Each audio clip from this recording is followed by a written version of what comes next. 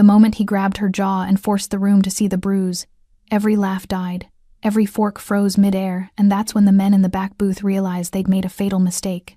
No shouting, no threats, just one calm sentence that turned the diner into a graveyard of silence. And what he did next didn't end that night. It followed them home. If this story pulled you in, make sure to hit that subscribe button so you never miss what's coming next. I've got another unforgettable story dropping tomorrow. And while you're here, jump into the comments and tell me where you're watching from. I love seeing our community from all around the world. Alright, let's get back into it. They say you can tell a lot about a person by the way they treat those who serve them. Late-night diners are places where suffering hides in plain sight. Exhausted smiles masking deeper wounds. Fear folded neatly beneath uniforms and forced pleasantries. Pain swallowed between coffee refills and whispered thank yous. For most customers, it's easier to look away, to leave a tip and pretend everything's fine. But not for him. That night, Emilio Rojas sat in booth 7 and noticed what everyone else had trained themselves to ignore: the faint purple shadow beneath Martha's eye, and the way her entire body tensed whenever she approached the back corner table. No one said a word, but the stillness in his gaze said everything. Someone was about to learn that silence doesn't always mean safety. Late-night diners have a kind of silence that lives beneath the clatter of dishes and the hum of fluorescent lights. They're sanctuaries for people who have nowhere else to go, where the world slows to a crawl, where the desperate come to breathe, to think, to disappear for an hour or two. It's where broken souls meet under flickering neon signs, where coffee poured at 2 a.m. becomes an act of quiet mercy. For Martha Gidney, this diner wasn't just a workplace. It was a trap disguised as survival. The old Open 24 HRS sign buzzed faintly as she tied her apron for another graveyard shift. Her dark hair, slightly disheveled from the wind outside, fell across her face as she adjusted her collar. The waitress uniform, a pale tan dress with black piping along the collar and short sleeves, had seen better days. Stains that wouldn't quite wash out. A small tear near the hem she'd sewn back together 3 times. But it was clean, pressed, and the only thing standing between her and complete financial collapse. Her hands moved through the routine, mechanically smoothing the fabric, checking her reflection in the stainless steel coffee pot behind the counter. When she reached up to tuck a strand of hair behind her ear, her sleeve shifted, revealing the faint yellow-purple edge of a bruise along her forearm. She quickly pulled the fabric back down, her movements sharp, practiced. A glance around the empty dining room confirmed no one had noticed. The manager had been clear 3 months ago when she'd shown up with a split lip. Whatever's happening at home stays at home. This is a business, not a therapy session. Customers don't want to see that. So she learned to hide it. The ache, the fear, the careful calculations she made every time she walked past certain tables, certain men, certain voices that carried too much confidence. It was just after midnight when the regulars began filtering in. 2 truckers, one bald, one with a graying beard, claimed their usual window booth, spreading maps across the table between them. They were harmless, quiet. They'd order the same thing they always did. Eggs over easy, bacon, wheat toast, black coffee. They'd leave a decent tip and be gone by 1:30. A college kid in a wrinkled hoodie slouched into the corner booth, dumping an overloaded backpack onto the seat beside him. Textbooks spilled out. His eyes were red-rimmed from exhaustion or tears or both. He'd nurse a single cup of coffee for 3 hours while highlighting sentences that probably didn't matter anymore. And then there was the back booth, the one near the restrooms, tucked into the shadows where the overhead lights didn't quite reach. 3 men sat there, sprawled across the cracked red vinyl like they owned it. The biggest one, thick-necked, tattooed forearms, cruel smile, always ordered the most food and ate the least. The one beside him, wiry and fidgety, laughed too loud at jokes that weren't funny. The third man, older, with slicked back hair and a gold watch that caught the light, never looked at Martha's face, only her body, only the parts of her he felt entitled to evaluate. They'd been coming in for weeks now, and every night, their behavior got bolder. Martha had learned to approach their table last, to keep her answers short, to never bend down to wipe their table if she could avoid it. She'd learned that laughing at their comments made them escalate, ignoring them made them angry. There was no right response, only degrees of wrong, so she survived in the narrow space between. The door chimed. Everyone looked up instinctively, truckers, college kid, even the men in the back booth. It was a reflex in places like this. You always checked who was walking through the door after midnight. The man who entered moved like he'd already assessed every exit before stepping inside. Dark suit jacket, perfectly tailored, worn over a black shirt with no tie. His hair was dark and neatly combed back, revealing a face that could have been handsome if it weren't so severe. But what made people's eyes linger, what made the room feel suddenly smaller, were the tattoos that crawled up the left side of his neck. Not the sloppy kind, the kind that told stories, the kind that had been earned. Emilio Rojas didn't look around like someone trying to find a seat. He chose booth 7, center of the room, back to the wall, clear sightlines to every table and both exits, and sat down with the calm of someone who'd done this 1,000 times before. Martha grabbed a coffee pot and a menu, forcing her professional smile into place. Her ribs still ached from 2 nights ago. The bruise beneath her left eye had faded to a dull purple-yellow, but under the diner's harsh fluorescent lights, it was impossible to miss. She approached booth 7, notepad ready. "Coffee?" she asked, keeping her voice light, neutral. Emilio looked up, and that's when everything shifted. He didn't glance at her bruise the way most people did, a quick, uncomfortable flicker before looking away. He didn't pretend not to see it. He didn't offer false sympathy or ask intrusive questions. He simply looked at it, then at her eyes, then back at the bruise. A deliberate, unflinching acknowledgement that someone had hurt her and that he had seen it. Martha's breath caught. Her fingers tightened around the coffee pot handle. "Coffee's fine," Emilio said quietly. His voice was low, measured, carrying the kind of authority that didn't need volume. She poured, her hand trembling just slightly. A drop splashed onto the saucer. She set the pot down, pulling out her notepad to take his order, but before she could speak, his hand moved, not toward her, toward the edge of the table. His fingers, adorned with a single silver ring, tapped twice against the laminate surface. A small gesture. Almost nothing, but his eyes never left hers. "Take your time," he said. It wasn't kindness in his voice. It was something else. Something that felt like a promise she didn't understand yet. Martha nodded, retreating to the counter, her pulse hammering in her throat. She didn't know who Emilio Rojas was. She didn't know what he did, where he came from, or why he'd walked into this rundown diner on this particular night. But she knew one thing with absolute certainty. He had seen her, really seen her, and somehow, that was more terrifying than anything the men in the back booth had ever done. Emilio Rojas had learned long ago that most people revealed themselves in the first 5 minutes. The way they carried their shoulders, the rhythm of their breathing, the micro-expressions that flashed across their faces before they remembered to hide them. He'd built an empire on that knowledge. Sitting in booth 7, he didn't need to look directly at Martha to track her movements. Peripheral vision told him enough. The way she favored her left side when she walked, the slight hitch in her breath when the men in the back booth called out to her, the practiced smile that never quite reached her eyes. He'd seen 1,000 versions of this story. Different cities, different faces, same ending, unless someone interrupted the pattern. Emilio lifted his coffee cup, taking a slow sip while his eyes swept the diner with methodical precision. The truckers were harmless working men too tired for trouble. The college kid was drowning in his own problems, oblivious to everything beyond his textbooks.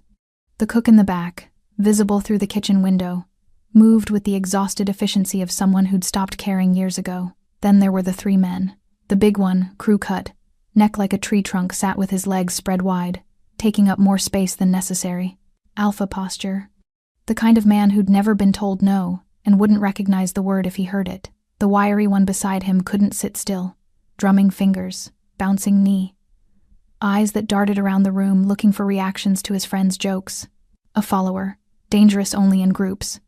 The older one, expensive watch, slicked hair, manicured hands, was the Jinjun problem. He had the stillness of someone who'd orchestrated violence without ever dirtying his own hands. The way he looked at Martha wasn't lust. It was ownership. Like she was property he'd already purchased, just waiting for delivery. Emilio had dealt with men like this before. They usually ended up regretting their certainty. Martha passed by his table carrying plates for the truckers. She moved like someone navigating a minefield, each step carefully calculated to avoid triggering an explosion. When she set down the food, her sleeve rode up slightly, revealing another bruise on her wrist, this one darker, fresher. Emilio's jaw tightened imperceptibly. "More coffee?" Martha asked, appearing at his table with the pot. She kept her distance, hovering just outside arm's reach, a barrier she'd learned to maintain. "Please." As she poured, Emilio noticed her hands, small scars across her knuckles, burns on her fingers from handling hot plates. Working hands. hands that had never stopped moving long enough to heal properly. "You work every night?" he asked quietly. The question seemed to catch her off guard. Most customers didn't ask. They ordered, ate, paid, left. They certainly didn't notice her beyond the function she served. "Most nights," Martha said carefully, her professional mask sliding back into place. "Can I get you anything else? What time do you finish?" Martha's entire body went rigid. Her eyes flicked toward the door, calculating distances, escape routes.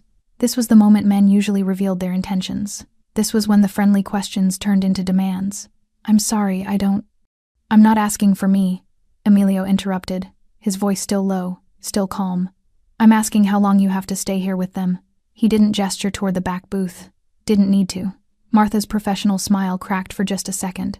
Beneath it, Emilio saw exhaustion, fear, and something else, a flicker of desperate hope that someone, anyone, had finally noticed the truth she'd been screaming silently for months. I close at 6 a.m., she whispered. 6 hours. 6 more hours of walking past that table, enduring their comments, their looks, their hands that brushed against her accidentally, every chance they got. "You okay, sweetheart?" The shout came from the back booth. The big one, grinning like a predator who'd spotted wounded prey. "You're spending an awful lot of time over there. Don't want us to get jealous." His friends laughed. The sound was ugly, performative, designed to establish dominance. Martha's face flushed. "I'll be right there," she called back, her voice steady despite the tremor Emilio could see running through her shoulders. She turned to leave, but Emilio's voice stopped her. "Martha." She froze. He'd read her name tag, but hearing it spoken aloud with respect, with recognition of her as a person rather than a function, made something in her chest tighten painfully. "You didn't do anything wrong," Emilio said quietly. "Remember that." Martha didn't respond. Couldn't. She just nodded once, quickly, before hurrying away. Emilio watched her go, then shifted his attention fully to the back booth. The 3 men had noticed his interest. The big one was staring at him now, sizing him up, trying to decide if Emilio was a threat or just another customer who'd look away like everyone else. Emilio didn't look away. He held the man's gaze with the kind of stillness that made people deeply uncomfortable. No aggression, no challenge, just presence. The kind of presence that said, "I see exactly what you are, and I'm not impressed." The big man's smile faltered. He shifted in his seat, unsure how to respond to someone who refused to play by the usual social rules. "You got a problem?" he called out, his voice loud enough to carry across the diner. The truckers looked up. The college kid's head swiveled. Even the cook glanced out from the kitchen. Emilio took another sip of coffee, set the cup down with deliberate care. "Not yet," he said. His voice wasn't loud, but it cut through the diner like a blade. "Do you?" The temperature in the room dropped. The older man in the expensive watch leaned forward, placing a calming hand on his friend's arm. He'd recognized something the others hadn't.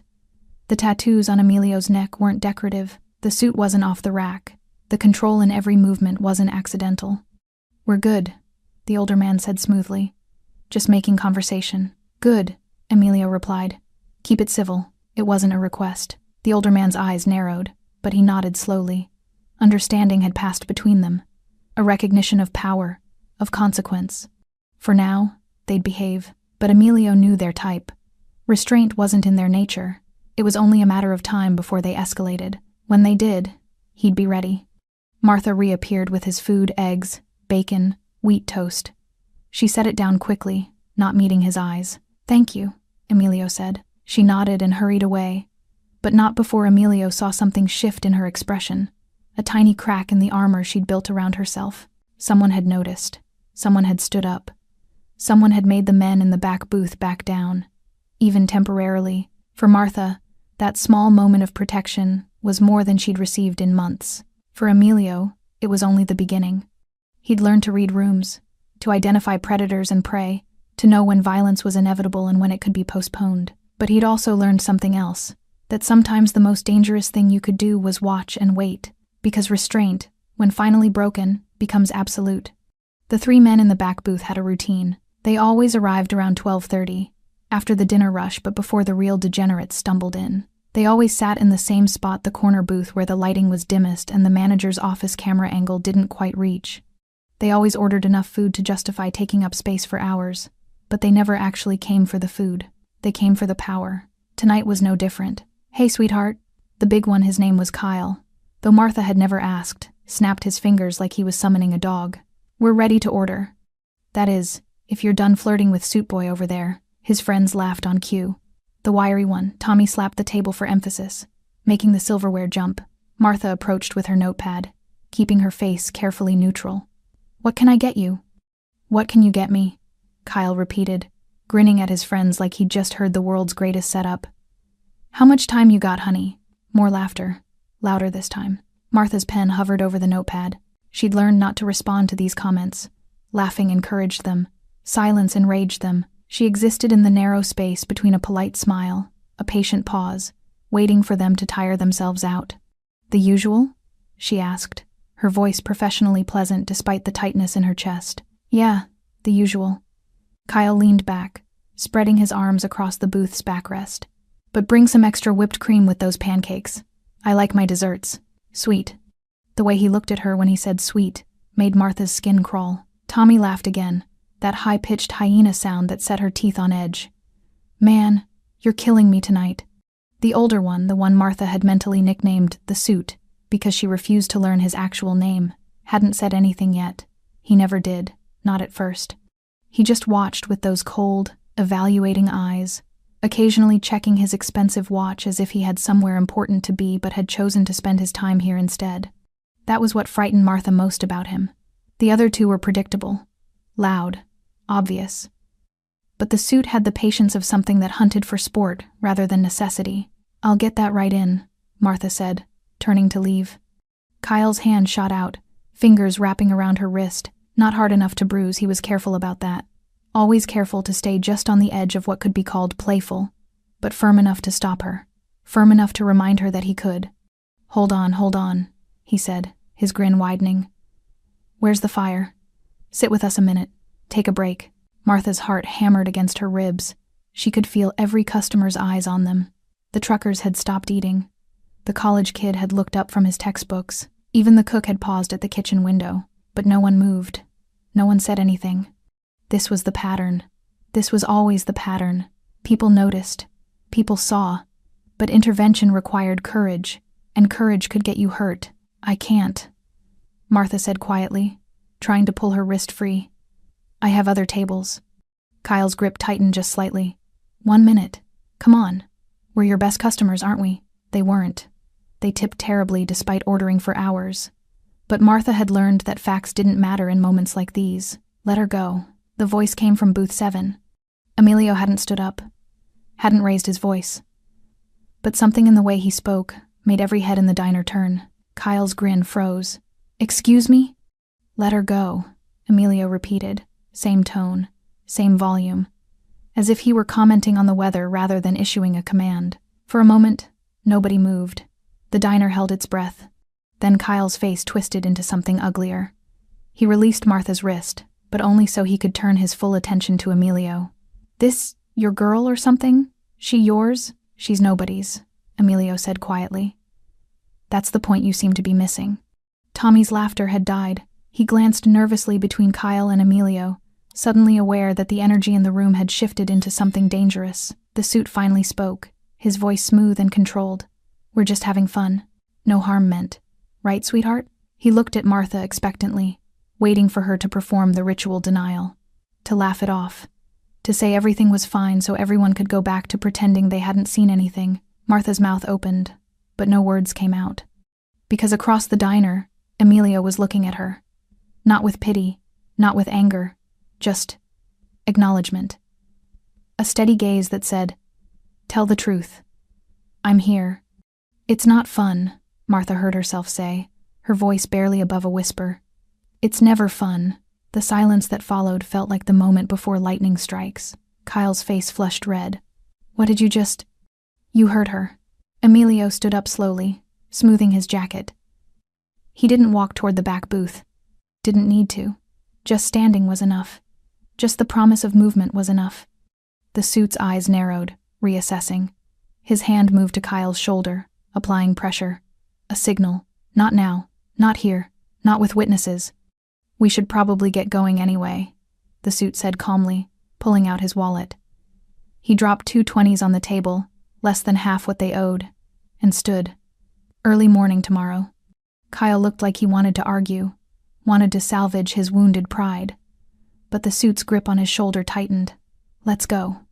They filed out of the booth, Kyle shooting venomous looks at both Martha and Emilio. Tommy scurried behind them like a kicked dog. The suit paused at the door, looking back one more time, not at Emilio, at Martha. The look said, "This isn't over. You made a choice tonight, and choices have consequences." Then they were gone. The door chiming softly behind them, the diner slowly exhaled. The truckers went back to their food. The college kid returned to his textbooks. The cook disappeared into the kitchen. Within 30 seconds, everyone had returned to the comfortable fiction that nothing significant had happened. Everyone except Martha. She stood frozen in the middle of the diner, her wrist still tingling where Kyle had grabbed her. Her heart was racing, but not entirely from fear. Something else was mixing with the adrenaline, something that felt dangerously close to hope. Emilio sat back down, picking up his coffee like the last 5 minutes hadn't happened. Martha approached his table slowly. Her notepad clutched against her chest like a shield. "Thank you," she whispered. Emilio looked up. "Don't thank me yet." "What do you mean?" His eyes met hers, and for the first time that night, she saw something that looked like regret. "Men like that don't forgive embarrassment," he said quietly. "They'll be back." Martha's hands shook as she poured coffee for the truckers an hour later. The liquid sloshed dangerously close to the rim, and she had to set the pot down to steady herself. "You all right, miss?" the bald trucker asked, genuine concern creasing his weathered face. "Fine," Martha lied, forcing that practiced smile back into place. "Just tired," but she wasn't fine. Emilio's words echoed in her head on an endless loop. "They'll be back." She knew he was right. She'd known it the moment the suit looked at her from the doorway, that cold, calculated promise that this wasn't over. The men had left, but they'd taken something with them. Her illusion of safety, the carefully maintained fiction that if she just kept her head down, smiled through the comments, laughed at the jokes, everything would be manageable. She'd broken the script tonight, and there would be a price for that. The rest of her shift passed in a blur of mechanical movements. Refill coffee, clear tables, wipe counters. Smile, repeat. But her mind was elsewhere, cycling through scenarios, each one worse than the last. What if they came back tomorrow? What if they waited for her in the parking lot after her shift? What if they told the manager she'd been rude, cost her this job she desperately needed? What if they found out where she lived? By 4 a.m., the diner had emptied except for the college kid, now asleep with his head on his textbook, and Emilio, who had been nursing the same cup of coffee for hours. He was still there. Still watching. Martha approached his booth with the coffee pot, even though his cup was still half full. "Why are you still here?" she asked quietly, too exhausted to maintain professional distance. Emilio looked up from the newspaper he'd been reading. "Making sure you get to your car safely." The simple statement hit Martha harder than it should have. When was the last time someone had thought about her safety? When was the last time anyone had stayed? "You don't have to do that," she whispered. But even as she said it, relief flooded through her. "I know." Martha slid into the booth across from him without asking permission. Her feet ached, her back ached, everything ached. And suddenly she was just too tired to pretend anymore. "They will come back," she said, not as a question but as a fact she was finally accepting. "And when they do, you won't be here." Emilio folded his newspaper carefully. "Probably not." "So what was the point? You made them angry, made me a target, and now, you were already a target." Emilio interrupted gently. "I just made them show it." Martha blinked, thrown by his directness. "Those men come in here every night," Emilio continued. "They push boundaries a little further each time. Testing, seeing what they can get away with. How long until one of them follows you home? How long until just fun becomes something you can't walk away from?" Martha's throat tightened. Because she'd thought about this. Late at night, lying awake in her tiny apartment, she'd run through these exact scenarios. She'd told herself she was being paranoid, that she was overreacting, that if she just kept managing the situation, it would never escalate. But deep down, she'd known, it always escalated. "I can't quit," Martha said, her voice cracking. "I can't. My mom's in a care facility in Riverside, early onset dementia. She's only 56, and she doesn't even remember my name half the time, but the bills keep coming. $11,000 a month. Insurance covers some, but not enough. Never enough. The words poured out of her like a broken dam. She hadn't meant to tell him any of this. Hadn't meant to explain why she endured the comments, the looks, the hands that lingered too long. But exhaustion had stripped away her filters. I work here 6 nights a week. I clean houses during the day when I can. I drive for a rideshare app on Sundays. And it's still not enough. I'm drowning, and those men know it. They can smell desperation. Martha laughed bitterly. The manager knows too. That's why he looks the other way. Because he knows I can't afford to walk out. Emilio listened without interrupting, his dark eyes steady on her face. And my ex, Martha's voice dropped to barely a whisper. He shows up sometimes. When he needs money. When he's been drinking. When he decides I need to be reminded that I'm nothing without him. Her hand unconsciously moved to her ribs, where the bruises had finally started to fade. He gave you that bruise, Emilio said. Not a question. Martha nodded, unable to meet his eyes. He's why I can't go to the police about those men. Because if I draw any attention to myself, if I make any kind of report, he finds out. And when he finds out, she trailed off, the rest too terrible to say aloud. For a long moment, Emilio said nothing. The ancient clock on the wall ticked steadily. The fluorescent lights hummed. The college kid snored softly in his booth. What's his name? Emilio finally asked. Why? What's his name? Martha hesitated. Something in Emilio's tone made her deeply uneasy. Not afraid of him exactly, but afraid of what he might do with the information. It doesn't matter, she said. There's nothing anyone can do. I just have to. Survive. Keep my head down. Make enough money to cover Mom's bills. Stay invisible. You're not invisible, Emilio said quietly. That's the problem. Martha looked up, confused. People like those men, like your ex, they don't target invisible people. They target the ones who still have something to break, the ones who are still fighting, still surviving. Emilio leaned forward slightly. You think staying quiet keeps you safe. But it doesn't. It just teaches them they can take more. What else am I supposed to do? Martha's voice rose, frustration and fear bleeding through. Fight back? I'm 5'4" and 120 pounds. I'm broke. I'm alone. I have no family except a mother who doesn't know who I am. So please, tell me what exactly are my options here. Emilio held her gaze for a long moment. Then he pulled a business card from his jacket pocket and slid it across the table. It was plain white, no company name, just a phone number embossed in black ink. When it gets bad, and it will get bad, you call that number. Who are you? Martha whispered. Someone who understands that some problems can't be solved with police reports and restraining orders. Emilio stood, dropping cash on the table far more than his bill. Get some rest, Martha. And stay aware. Those men will come back to test whether tonight was an anomaly or a new pattern. And if they do? Emilio's expression didn't change, but something flickered in his eyes. Something cold and certain. Then they'll learn the difference between embarrassment and consequence. 3 nights passed. 3 nights of Martha arriving for her shift with Emilio's business card folded in her apron pocket. 3 nights of looking over her shoulder in the parking lot. 3 nights of holding her breath every time the door chimed, expecting to see Kyle's cruel grin or the suit's calculating stare. But they didn't come. The diner returned to its usual rhythm. Truckers, insomniacs, the occasional drunk stumbling in for coffee and regret.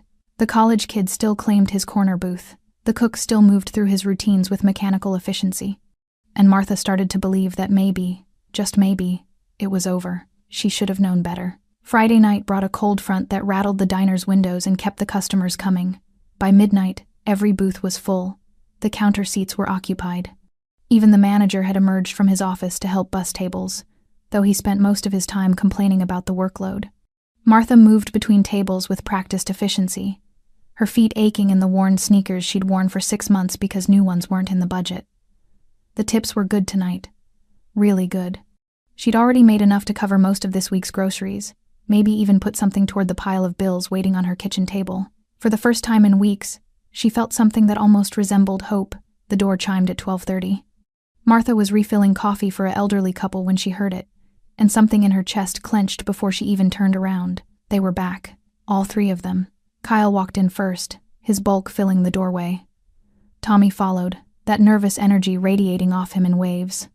The suit came last, his expensive watch catching the fluorescent light as he surveyed the crowded diner with obvious displeasure. Their usual booth was occupied by a family parents and two teenagers who'd stopped on their way through town. Martha watched, frozen, as Kyle approached the family's table. "Hey," he said, his voice friendly but his posture anything but. "That's our booth. We need you to move." The father looked up, confused. "I'm sorry. We just ordered." "I don't care. Move." The mother's hand found her husband's arm, squeezing tight. Fear recognition. The understanding that some men don't respond to reason. "We'll just finish our meal and—" Kyle's hand slammed down on the table, making the teenagers jump. "Now!" The manager appeared from nowhere, that practiced smile on his face. The one he used when he wanted to smooth things over without actually solving problems. Gentlemen, he said, guiding Kyle away from the family. "Let me find you another booth. Nice one by the window. Martha will take excellent care of you." Martha's stomach dropped. The manager met her eyes across the diner, and his expression said everything. "Don't make trouble. We need their business. Just do your job." Kyle, Tommy, and the suit settled into a booth near the kitchen. Not their preferred spot, but close enough. And the way they looked at Martha as she approached, smiles too wide, eyes too sharp, made it clear that the 3-day absence hadn't cooled their interest. If anything, it had intensified it. Well, Kyle said as Martha reached their table. "Look who it is. We missed you, sweetheart." Martha pulled out her notepad, her hand trembling slightly. "What can I get you?" "An apology would be nice," Tommy said, that hyena laugh starting up. "You hurt Kyle's feelings last time, made him feel unwelcome." "The usual is fine," the suit interrupted smoothly. He was studying Martha's face, looking for something. Fear, maybe, or regret. Martha wrote down their order, keeping her eyes on the notepad. "I'll get that right in." As she turned to leave, Kyle's voice followed her. "Hey, where's your boyfriend? The one in the fancy suit?" Martha kept walking, but her shoulders tensed. "That's what I thought," Kyle called out, louder now. Loud enough for nearby tables to hear. "Big man makes a scene, then disappears. Leaves you here all alone. That's what heroes do, right?" Laughter from Tommy. Silence from everyone else. The next 2 hours were torture. Every time Martha passed their booth, Kyle found new ways to make her uncomfortable. Compliments that felt like threats. Questions that demanded personal answers. His leg stretched out into the aisle, so she had to step over it, or around it, or ask him to move, which he did slowly, mockingly, making a show of his cooperation. Tommy kept up a running commentary, narrating Martha's movements like a sports announcer. "And there she goes, folks. Look at that hustle, that dedication." The suit said little, but his silence was worse. He watched, waited, occasionally checking his watch as if he had a schedule, a plan that Martha wasn't privy to. The other customers pretended not to notice. The manager stayed in his office. The cook kept his head down. This was the pattern. This was always the pattern. Around 2:30, the diner started to empty. The family had left hours ago. The elderly couple had paid and gone. Even the truckers had finished their meal and hit the road. Soon it was just Martha, the college kid asleep in his corner, the cook, and the 3 men. And that's when everything changed. Kyle stood up as Martha passed, blocking her path to the kitchen. "Excuse me," Martha said quietly, trying to step around him. He moved with her, maintaining the blockade. "Where you going? We're not done talking. I have other tables." "No, you don't." Kyle gestured at the empty diner. "It's just us, so why don't you stop being such a bitch and sit down for a minute?" The word hung in the air like a slap. Martha's face flushed. "I need to get back to work." "I think you need to learn some manners." Kyle's hand reached out, not for her wrist this time, for her face. His fingers brushed her jaw, tilting her chin up, forcing her to meet his eyes. "See? That's better. Now we can talk like, get your hand off her." The voice came from the doorway. Everyone turned. Emilio Rojas stood just inside the diner, snowflakes melting on his dark jacket. His hair was slightly disheveled from the wind, and there was something different about his expression tonight, something that made the temperature in the room plummet. He wasn't here to watch anymore. Kyle's hand dropped from Martha's face, but his posture remained aggressive. "You again. What, you stalking her or something?" Emilio didn't answer. He just walked forward, each step measured and deliberate, until he was standing directly in front of Kyle.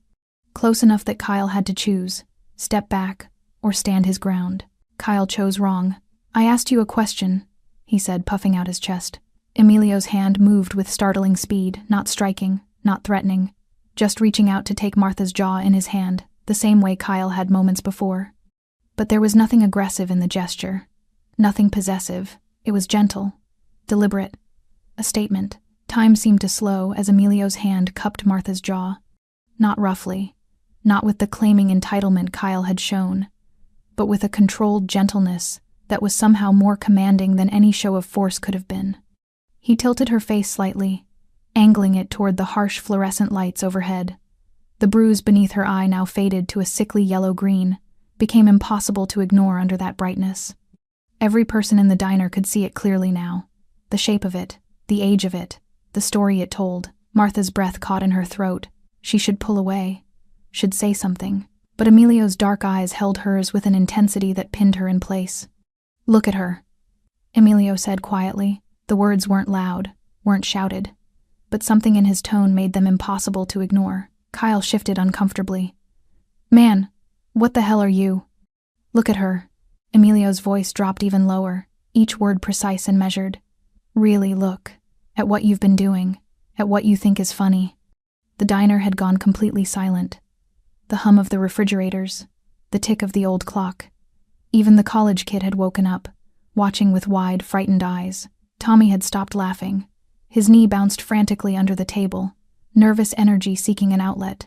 The suit leaned back in the booth, his expression carefully neutral, but his hand had moved to his pocket, calculating, assessing whether this situation required intervention. Emilio's thumb brushed gently across the bruise on Martha's face. Not enough to hurt, just enough to draw every eye in the room to it. "This is what you've been terrorizing," he continued, still in that deadly quiet voice. "A woman working 2 jobs to pay for her mother's care. A woman who comes here every night because she has no other choice. And you—" His eyes shifted to Kyle. "You saw that desperation and thought it made her yours to torment." "We were just having fun," Tommy blurted out. "We didn't mean—" "Fun." Emilio's jaw tightened. His hand finally dropped from Martha's face, but he didn't step back, didn't give Kyle room to breathe. "Tell me something. When you grab her, when you corner her, when you make comments about her body, her smile, what you'd like to do to her, does she laugh?" Kyle's face flushed red. "Listen, man, does she laugh?" The question hung in the air like a blade. Martha stood frozen between them, her heart hammering so hard she thought everyone could hear it. She wanted to run, wanted to hide, wanted to disappear into the floor, but Emilio's presence beside her felt like gravity, inescapable, and somehow steadying. "She smiles," Kyle said defensively. "She's friendly. We tip her. She smiles because she's afraid of what happens if she doesn't." Emilio took a single step forward. Kyle instinctively stepped back. "She's friendly because men like you punish women who aren't. And your tips?" A humorless smile touched Emilio's lips. "You leave $20 after ordering $60 worth of food and occupying her station for 4 hours. That's not generosity. That's payment for the privilege of harassment." The suit finally spoke, his voice smooth and controlled. "I think you're overreacting. This is just a misunderstanding." "No." Emilio turned his gaze to the older man, and something in his expression made the suit's carefully maintained composure crack slightly. "This is you thinking you're untouchable. Thinking that because you wear expensive watches and speak politely, your cruelty is somehow refined, civilized." Emilio's hand moved to his jacket, and for a moment, everyone tensed, but he only pulled out his wallet. He extracted several bills, hundreds, by the look of them, and placed them carefully on the table in front of the suit. "That's for tonight, for every night you've been here." Emilio's voice remained quiet, but it carried through the diner like thunder. "Consider it payment, for services rendered, for the entertainment you've extracted from making a vulnerable woman afraid." The suit stared at the money, his face darkening. "Take it," Emilio continued, "because that's the last time you'll ever step foot in this diner. The last time you'll look at her. The last time you'll speak to her." Kyle found his courage somewhere in his humiliation. "You can't tell us where we can and can't." Emilio's hand shot out, not striking, but gripping Kyle's shoulder with enough force to make the bigger man wince. "This is me being polite," Emilio said, and for the first time, something dangerous flickered in his voice, something that suggested he had been restraining himself all along, and that restraint had limits. "This is me giving you a chance to walk away with nothing more than embarrassment. Do you understand what I'm offering you?" Kyle's bravado crumbled. Up close, with Emilio's hand on his shoulder and those cold, certain eyes boring into him. He finally understood. This wasn't a customer. This wasn't someone who would back down or be intimidated. This was something else entirely. "Yeah," Kyle mumbled. "Yeah, I understand." "Good." Emilio released him, smoothing the wrinkled fabric of Kyle's shirt with casual precision. "Then leave." Tommy was already sliding out of the booth, eager to escape. Kyle followed, his face flushed with shame and suppressed rage. The suit remained seated for a moment longer, his eyes locked on Emilio. "Do you have any idea who you're threatening?" he asked quietly. Emilio smiled. It wasn't warm. "Do you?" Something passed between them. A recognition. An understanding of territory and consequence. The suit stood slowly, leaving the money on the table. "This isn't over." "Yes," Emilio said simply. "It is." The three men walked toward the door, Kyle's fists clenched, Tommy practically running, the suit maintaining his composure until the very end. At the doorway, the suit paused and looked back, not at Emilio. At Martha, one last attempt at intimidation. One last promise that she would pay for this, but Emilio stepped into his line of sight, blocking the view entirely. The message was clear. Not anymore. The door chimed as they left. The cold night air rushed in briefly before the door swung shut. And then, silence. Complete, absolute silence. The college kid stared with his mouth slightly open. The cook had emerged from the kitchen, frozen in place. The manager had appeared in his office doorway but hadn't moved, hadn't spoken, hadn't done anything. Martha stood in the middle of the diner, trembling. Not from fear, from something else. Something that felt like pressure releasing after being held too long, like breathing after drowning. "Martha." Emilio's voice was gentle now, the cold authority gone. "Are you all right?" She wanted to answer, wanted to thank him, wanted to ask who he was, how he'd known to come back tonight, what he'd just done, but all that came out was a choked sob. And then she was crying, really crying for the first time in months. All the fear, all the exhaustion, all the nights of swallowing her dignity and her safety just to survive. It poured out of her in gasping, shaking waves. Emilio didn't touch her, didn't offer empty comfort. He just stood there, a steady presence. While Martha finally let herself break, the diner remained silent. The days after that night passed in a strange, suspended silence. Martha showed up for her shift Saturday evening expecting everything to have changed, but the diner looked exactly the same. Same flickering neon sign outside, same cracked vinyl booths inside, same burnt coffee smell mixed with grease and old dreams. But something fundamental had shifted. The manager avoided her eyes when she clocked in. Didn't make his usual comments about her being late, even though she was 5 minutes early. Didn't remind her about smiling more or moving faster. He just nodded and retreated to his office like he'd suddenly remembered she was more than a function. The cook, a man named Frank who'd worked there for 15 years and had never spoken more than 3 words to her, handed her a fresh pot of coffee and said quietly, "About time someone did something." Then he returned to his grill, and that was that. The back booth remained empty all night. And the night after that, and the night after that. By Tuesday, Martha started to believe that maybe Emilio had been right. Maybe they really were gone. The thought should have brought relief, but instead, it left her with an unsettling sense of waiting, like the silence before thunder. She hadn't seen Emilio since Friday night. After she'd stopped crying, standing in the middle of the diner like a broken dam, he'd guided her to a booth and made her sit down, brought her water, told the manager she was taking a break and that it wasn't a suggestion. Then he'd left without asking for thanks or explanations, just walked out into the cold night like he'd completed some task he'd set for himself. The business card was still in Martha's apron pocket. She touched it sometimes during her shifts, feeling the embossed numbers, wondering who he really was and why he'd decided her safety was worth his intervention. Wednesday afternoon, Martha returned home from her day job, cleaning houses, to find an envelope wedged in her apartment door. No return address, no markings, just her name written in precise, businesslike handwriting. Her hands trembled as she opened it. Inside was a cashier's check for $15,000. Martha stared at it, certain she was hallucinating. She blinked, looked away, looked back. The check was still there. A small note accompanied it, written in the same precise handwriting. "For your mother's care. This isn't charity.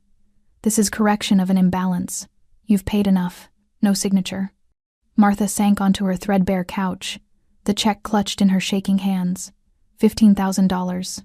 3 months of her mother's care, maybe 4 if she was careful. 3 months where she could breathe, could sleep, could work 1 job instead of 3. She should feel grateful, relieved. Instead, she felt terrified, because people didn't just give away $15,000. People didn't intervene in strangers' lives without wanting something in return. And men like Emilio, men with that kind of control, that kind of authority, they always collected their debts eventually. Martha grabbed her phone, pulling out the business card. She stared at the number for a long moment before dialing. It rang once, twice. Martha. Emilio's voice was calm, unsurprised, as if he'd been expecting her call. "I can't accept this," she said immediately. "You can. I don't even know you. I don't know what you want. I don't want anything. People don't just—" Martha's voice cracked. "Nobody does this. Nobody helps without wanting something back. So what is it? What do you want from me?" Silence on the other end. "Not uncomfortable, thoughtful. When I was 17, Emilio said finally. "My sister worked at a restaurant in East Los Angeles. She was 19, beautiful, trying to save money for college. There was a man who came in, said things to her, did things, small things at first. The kind of things people told her to ignore." Martha's grip tightened on the phone. She ignored them.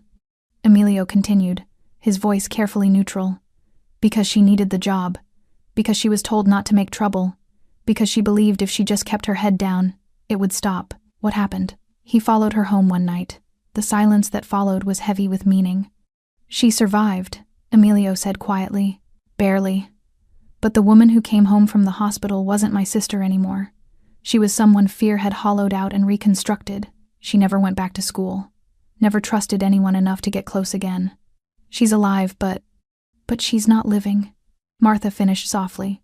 "No," Martha's throat tightened. "I'm sorry. Don't be sorry. Just understand. I couldn't help her because I was a kid who didn't know what I was seeing until it was too late. But I'm not that kid anymore. And when I see the same pattern starting," he paused, "I stop it. The money isn't about you owing me. It's about you having options. Choice. The ability to walk away from situations that put you in danger. That's all." Emilio's voice softened slightly. "You don't have to trust me, Martha. You don't have to like me. But you do have to cash that check and take care of your mother. Because that's what you've been trying to do all along, and you deserve help doing it." Martha wiped her eyes with the back of her hand. "Those men, the ones from the diner, where are they?" Another pause. "Gone. Gone where? Does it matter?" "Yes," Martha said firmly. "It matters. Because if you hurt them, if you did something illegal, then I'm part of that. And I need to know. No one got hurt?" Emilio said. "Not physically. But they learned that their behavior has consequences. That there are people watching. That invisibility isn't the same as being untouchable." "That's not really an answer. It's the only answer I can give you." Martha stared at the check in her hand. $15,000. Safety. Time. The ability to breathe without drowning. "What are you?" she asked quietly. "Really?" "Someone who understands that the systems we're supposed to trust don't always protect the people who need it most. So I do what those systems can't, or won't. That's vigilante justice. That's practical mercy." Martha stood, walking to her window. Outside, the sun was setting over the shabby apartment complex, painting everything in shades of orange and gold. How many other people in this building were drowning like she had been? How many were one emergency away from complete collapse? "The suit, the older man, he said it wasn't over," Martha said. "He looked at me like he was making a promise." He was. "And now?" "Now he understands that some promises are too expensive to keep. You threatened him. I educated him." Despite everything, the fear, the confusion, the moral complexity of what Emilio represented, Martha almost smiled. What if he doesn't stay educated? What if they come back? They won't. Emilio's certainty was absolute. "But if I'm wrong, you have my number." "And Martha?" "Yes? You didn't break by speaking up Friday night. You were already broken by staying silent. All you did was start healing." The call ended before Martha could respond. She stood by the window for a long time, watching the sunset fade to darkness, the check still clutched in her hand. Emilio was right about one thing. She had been broken, shattered by fear and necessity, and the slow erosion of believing she deserved better. But something had changed Friday night. Not when Emilio intervened. When she'd said, "It's not fun. It's never fun." When she'd finally told the truth out loud. That was when the breaking had stopped, and the healing had begun. Martha deposited the check Thursday morning. The bank teller had looked at the amount, then at Martha's worn jacket and tired eyes, and asked 3 times if she was sure it was legitimate. Martha had simply nodded, watching as $15,000 transformed from paper to numbers on a screen. Real, tangible, impossible. She called the care facility from the bank parking lot, her hands shaking so badly she could barely hold the phone. "I can pay," she told the billing coordinator. 3 months, maybe 4. "I can pay." The woman on the other end had congratulated her warmly, professionally, not knowing that those words represented the difference between Martha's mother having care and being transferred to a state facility where dignity went to die. Martha sat in her car for 20 minutes after the call ended, just breathing. That night, she arrived at the diner early. The manager was restocking supplies when she walked in, and he actually looked up from his clipboard. "You're here," he said, as if her reliability had suddenly become noteworthy. "I'm always here." He had the decency to look uncomfortable. "About Friday night, those men. I should have—" "Yes," Martha interrupted quietly. "You should have." The manager's face reddened. "I was trying to avoid trouble. For everyone. You understand."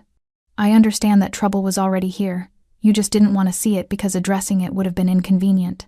Martha tied her apron, her movements precise and controlled. "But I also understand that I need this job, so we're going to move forward. And if anyone treats me or any other server the way those men did, you're going to handle it. Immediately. Not later. Not with excuses. Immediately." The manager opened his mouth, closed it, then nodded slowly. Fair enough. It wasn't an apology. But it was acknowledgement. Martha would take it. The shift passed quietly. Regular customers. Normal orders. The back booth remained empty, and every hour it stayed that way. Martha felt something inside her chest loosen slightly. Around 11, the door chimed. Martha looked up automatically, and her breath caught. Emilio walked in, dressed differently than before. Dark jeans instead of dress pants. A simple black jacket instead of the suit. He looked almost ordinary if you ignored the tattoos on his neck and the way he moved through space like he owned it. He chose booth 7 again. His booth, apparently. Martha approached with coffee and a menu, trying to calm her racing heart. "You didn't have to come back," she said quietly as she poured. "I know. Are you checking on me?" Emilio's eyes met hers. "I'm having coffee. You happen to work here." Despite herself, Martha smiled slightly. "Right. Coffee. At 11 p.m. on a Thursday. I keep unusual hours." She set the pot down. "Thank you. For the check. For everything. I don't know how I'll ever—" "You won't." Emilio interrupted gently. "That's the point. This wasn't a transaction, Martha. It was just balance, balance," she repeated. "The world takes from people like you, people who are trying, who are surviving, who deserve better. Sometimes it needs to give back." He glanced at the menu without really seeing it. "I just helped facilitate that." Martha slid into the booth across from him without asking. Her manager would probably disapprove, but something told her he wouldn't say anything this time. "Who are you?" she asked. "Really?" Emilio was quiet for a moment. "Does it matter?" "Yes, because you're in my life now. You've changed things. And I don't even know your last name. Rojas. Emilio Rojas. What do you do, Emilio Rojas?" He smiled slightly. "I solve problems." "That's vague." Intentionally. Martha studied his face, the sharp angles, the controlled expressions, the eyes that saw too much. "Those men. Kyle, Tommy, the one with the watch. What did you really do to them?" "I had conversations. Just conversations. Productive conversations." Martha leaned forward. "I need to know I'm not part of something criminal, that I didn't benefit from someone getting hurt." Emilio's expression softened slightly. Kyle lost his job at his father's construction company. Turns out when certain information reaches certain people about workplace harassment, consequences follow. Tommy's probation officer received an anonymous tip about parole violations. Nothing violent, just facts reaching people who could act on them. And the suit? His real name is Gerald Kramer. He owns 3 businesses in this county. All of them are now under audit by the State Tax Commission. Emilio's smile was cold. Sometimes the most effective punishment is simply ensuring people face the consequences they've been avoiding. You destroyed their lives. No, I removed their ability to destroy others. Emilio's voice was firm. Those men made choices, for years probably, hurting people, intimidating them, believing their money or connections made them immune. I just ensured the immunity expired. Martha sat back, processing. That's not how the system is supposed to work. The system wasn't working. For you. For countless others. Emilio met her eyes steadily. I'm not a good man, Martha. I won't pretend to be. But I'm useful. And sometimes usefulness matters more than goodness. They sat in silence for a moment, the diner humming around them. My ex, Martha said suddenly. The one who gave me the bruise. He showed up yesterday. Outside my apartment. Emilio's entire demeanor changed. The casual posture vanished, replaced by focused intensity. Did he touch you? No. He just stood there, watching, making sure I knew he could find me whenever he wanted. What's his name? Martha hesitated. This was the line. Once she crossed it, there was no going back. His name, Emilio repeated quietly. Brandon Wells. Emilio pulled out his phone, typing quickly. Address? Martha gave it to him, the words feeling like both betrayal and liberation. He won't bother you again, Emilio said simply. You can't just... I can. And I will. He looked up from his phone. You've carried this alone long enough. The following week, Martha's life began to transform in ways both subtle and profound. Brandon stopped appearing outside her apartment, stopped calling from blocked numbers at 3 a.m., stopped sending messages that oscillated between apologies and threats. He simply vanished from her life as completely as if he'd never existed. Martha didn't ask Emilio what he'd done, partly because she was afraid of the answer, mostly because the relief of finally being able to sleep without fear was too precious to complicate with moral questions. She used the money to pay her mother's care facility through March. Then she quit her weekend rideshare job, quit cleaning houses on Tuesday afternoons. For the first time in 2 years, she had time to breathe. The diner felt different now, too. The manager had hired a second server for the graveyard shift, a young woman named Isabel who'd moved to town, escaping her own demons. On Isabel's first night, a customer made a comment about her accent, his tone dripping with disdain. Martha was at his table before he'd finished speaking. That's inappropriate, she said firmly, not loudly, but with absolute conviction. Apologize or leave. The customer had blustered, looked around for support, found none. The manager had emerged from his office, actually emerged and backed Martha up. The man left. Isabel had looked at Martha with wide, grateful eyes. You didn't have to. Yes, Martha interrupted gently. I did. Because she'd learned something in the weeks since Emilio had intervened. Silence wasn't safety. Silence was complicity, and she was done being complicit in her own diminishment. Emilio continued coming to the diner twice a week. Always booth 7. Always late evening. They'd talk, sometimes brief conversations about nothing important. Other times he'd just read his newspaper while Martha worked, a quiet presence that felt like protection without obligation. She'd tried to return his money once, had brought a check to the diner, carefully made out for $15,000. Emilio had looked at it, smiled slightly, and torn it in half. I don't take back gifts, he'd said simply. It's too much. It's exactly enough. His eyes had met hers with that steady intensity. You're not in debt, Martha. You're free. Learn the difference. One night in late January, a new customer came in. Well-dressed, handsome, friendly. He sat at the counter and made pleasant conversation while Martha worked. Asked about her day, laughed at her jokes, left a generous tip. When he asked for her number, his smile was warm and genuine. Martha felt the familiar flutter of possibility, the thought that maybe she could have something normal, something good. But then she noticed the way his eyes tracked her movements when he thought she wasn't looking, the way his friendly questions were slowly, subtly becoming more personal, the way his hand had accidentally brushed hers 3 times while she poured coffee. A year ago, she would have ignored these signs, would have told herself she was being paranoid, would have given him her number because saying no felt dangerous. Now she simply said, I'm not interested, but thank you. His smile faltered. Come on, I'm just being friendly. I know, and I'm grateful. But the answer is still no. Something flickered across his face. Disappointment, confusion. Then a flash of irritation quickly suppressed. He left shortly after, and Martha felt something shift inside her chest. She'd said no, and the world hadn't ended. From booth 7, Emilio caught her eye. He didn't smile, didn't nod approvingly, just held her gaze for a moment, an acknowledgement that she'd crossed some invisible threshold. That night, as Martha cleaned up after her shift, Isabel approached her hesitantly. Can I ask you something? The younger woman said. That man, the one in booth 7, is he your boyfriend? Brother? Martha paused, considering. He's a friend, I think. He watches you, not in a creepy way. Isabel searched for words. In a guardian way, like he's making sure nothing bad happens. Yeah, Martha said softly. That's exactly what he does. Must be nice, having someone like that. Martha looked across the diner at Emilio, who was reading his paper, seemingly oblivious to their conversation but probably aware of every word. It is, she admitted.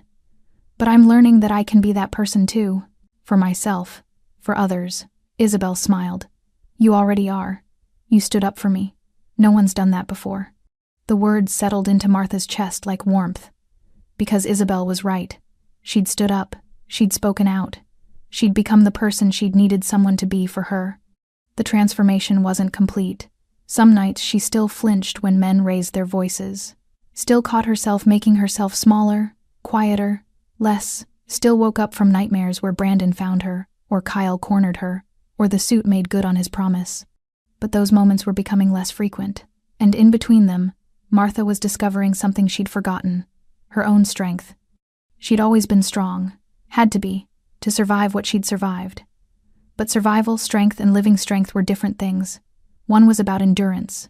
The other was about choice. She was learning to choose. At the end of her shift, Emilio left his usual generous tip and stood to go. Same time Thursday? Martha asked. Probably. You don't have to keep checking on me. I'm okay now. Emilio paused at the door, looking back. I know. But the coffee's good, and the company's better. Then he was gone, disappearing into the cold night. Martha stood in the empty diner, Isabel humming softly as she wiped down tables, and smiled. She was okay now. Not fixed. Not healed completely, but okay.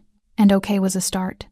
February brought rain that hammered against the diner's windows and kept the late-night crowd sparse. Martha didn't mind. The quiet shifts gave her time to think, to process, to fully inhabit the person she was becoming. Thursday evening arrived with the usual storm. Martha was brewing fresh coffee when the door chimed at 8 p.m. earlier than Emilio usually appeared. But it wasn't Emilio. A woman walked in, maybe 60, with steel-gray hair and kind eyes that had seen too much. She wore a simple coat and carried herself with quiet dignity. She sat at the counter, and Martha approached with a menu and a smile that was real now, not practiced. Coffee? Martha asked. Please. The woman's voice was soft, measured. And maybe a moment of your time, if you're not too busy. Martha glanced around the empty diner. I've got time. As she poured coffee, the woman said, My name is Rosa. Rosa Rojas. Martha's hand stilled. Rojas. Emilio's mother. The words hung between them. Martha set the pot down carefully, her mind racing. He doesn't know I'm here, Rosa continued. He'd probably be angry if he did. My son has always preferred to do his kindness in shadows. Why are you here? Rosa smiled, sad and proud simultaneously. To tell you something he won't, to give you context he'd never offer. She wrapped her hands around the coffee cup. You remind him of his sister, not in appearance, in circumstance. In that quiet desperation of someone who's been told to accept what's unacceptable. Martha slid onto the stool beside her. He told me about her. What happened? Did he tell you what it did to him? How he blamed himself for not seeing, not stopping it? Rosa's eyes glistened. My son built an empire from nothing. Built it on violence and control, and all the things mothers pray their children never become. But he built it for a reason. To protect people. To stop what happened to Elena from happening to anyone else. At least, anyone he could reach. Rosa took a sip of coffee. He's not a good man by most definitions. But he's a necessary one. And the people he helps, people like you, they're his redemption. I don't need him to protect me anymore, Martha said softly. I know. He knows too. That's why what he did matters. Rosa met Martha's eyes. He didn't save you. You saved yourself. He just removed the obstacles preventing you from doing so. That's what he does. Create space for people to find their own strength. Martha felt tears prickling her eyes. I don't know how to thank him. You already have. By surviving, by thriving, by standing up for that young woman you hired. Rosa smiled. He watches, you know. Makes sure the pattern holds. Makes sure the safety continues. That's his nature. Will he keep coming here? For a while. Until he's certain you don't need the reminder that someone's watching. Then he'll fade back into shadows. That's his way. Rosa stood, leaving money on the counter. But knowing someone like my son exists, someone who understands that mercy sometimes requires force that changes you, changes how you move through the world. It already has. Rosa touched Martha's hand gently. Good. Because the world needs women like you. Women who've been broken and learned to rebuild themselves stronger than before. Women who remember what it felt like to need help and make sure others receive it. After Rosa left, Martha stood alone in the quiet diner, rain drumming steadily against the windows. Emilio arrived an hour later, shaking water from his jacket. "You're late," Martha said, pouring his coffee. "Traffic. Your mother came by." Emilio's hand froze halfway to his cup. "Did she?" "She told me about Elena, about you, about why you do what you do.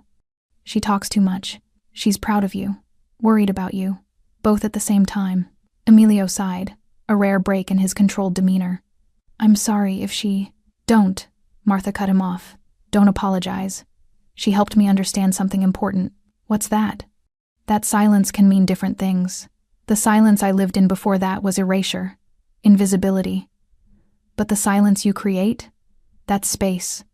Room to breathe, to heal, to become." Emilio studied her face. "You're different." "I'm myself." Maybe for the first time in years, they sat in comfortable, quiet. The storm outside a distant soundtrack. "I won't be able to come as often," Emilio said eventually. "There are other situations, other people who need space," Martha finished. "I know, and that's okay, because you were right. I'm not in debt to you. I'm just grateful, and I'll carry that forward. For others who need what you gave me, which was—" Martha smiled.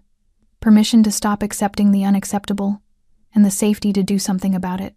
Emilio stood to leave, dropping his usual tip, still generous, still understated. At the door, he paused. "Martha?" "Yes?" "You were never weak. You were never broken. You were just tired." His dark eyes held hers. "Don't forget that." Then he walked out into the rain, and Martha knew she might not see him again for a while. Maybe ever. But that was okay, because the space Emilio Rojas had created through intervention, through protection, through his quiet, uncompromising refusal to let cruelty go unchallenged, that space remained. And Martha would guard it fiercely, for herself, for Isabel, for every person who walked through the diner's doors carrying wounds they'd been told to hide. The rain continued. The coffee brewed. The night stretched ahead. And Martha Gidney, waitress, survivor, guardian of her own dignity, smiled. Because she was free, not because someone had saved her, but because someone had believed she was worth saving, and in learning to believe it herself, she'd become unbreakable. Thanks for staying with this story, right till the final moment. You're the reason these stories come alive. If you're ready for another powerful journey, just tap the next video on your screen. And before you go, leave a quick comment and rate this story from 1 to 10. I'm excited to see your thoughts and connect with you down there.